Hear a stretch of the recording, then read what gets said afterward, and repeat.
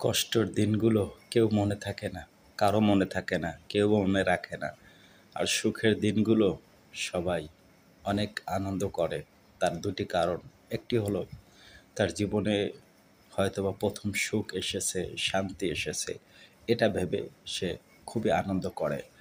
সেকেন্ডত সে সেই কষ্টের দিনগুলোকে ভুলে যেতে চায়, কারণ কষ্টের দিনগুলো মনে পড়লে সুখের দিনগুলো হারিয়ে যায়। কষ্টটা এমন একটি ভার, এমন একটি ওজন, এমন একটি ব্যথা, যেই ভার, যেই ভারী, যেই ওজনের মাধ্যমে আপনার সুখ, শান্তি, আনন্দ ওই ওজনের কারণে ডুবে যেতে পারে। আসসালামু আলাইকুম রহমতুল্লাহ ওবরাকাত। সম্মানিত ভাই ও বোনেরা, চলে আসলাম আপনাদের সামনে বড় একটা ভিডিও নিয়ে। তো অনেক দিন ধরে ভিডিও এইখানে তৈরি করি না, সময় হয় না, যার কারণে পারি না। আজকে একটু সময় পেলাম, তাই একটা বড় ভিডিও বানানোর প্রস্তুতি নিচ্ছি। আল্লাহ তাআলা তৌফিক দিলে আপনাদের সামনে ভালো মন্দ মিলিয়ে, সুখ শান্তি মিলিয়ে কিছু কথা তুলে ধরার চেষ্টা করব, যেগুলো অবশ্যই আপনাদের জানা অনেকের রয়েছে, অনেকের না রয়েছে, বা অনেকে জানি, অনেকে জানি না।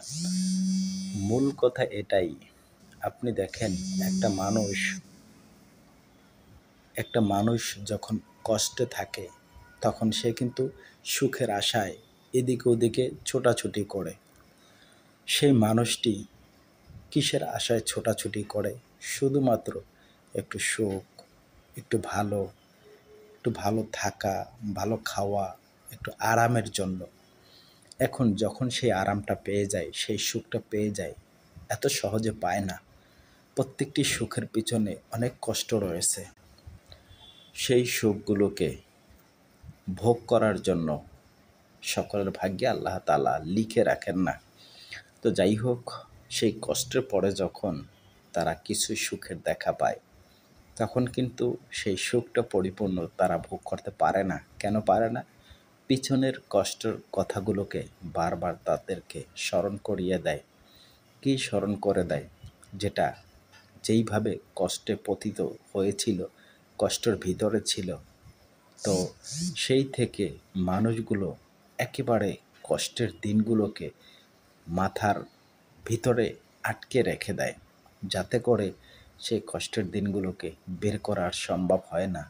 কিন্তু আমার কথা এটা হবে, আপনি যখন কষ্টে ছিলেন সেটা ভিন্ন, আল্লাহ আপনাকে সুখ দিয়েছে সেটা নিয়ে ভাবেন, আবার ওটাকে উপভোগ করার প্রচেষ্টা শুরু করে দেন।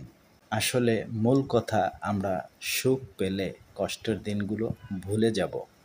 সুখ পেলে কষ্টের দিনগুলোকে স্মরণে রাখবো না। যদি আপনি আমি সেই কষ্টের দিনগুলোকে স্মরণে রাখি, তাহলে আপনার আমার সেই সুখের দিনগুলো কিন্তু সেই কষ্টের সাগরে ভেসে যাবে। এটাই কিন্তু চূড়ান্ত বাস্তব।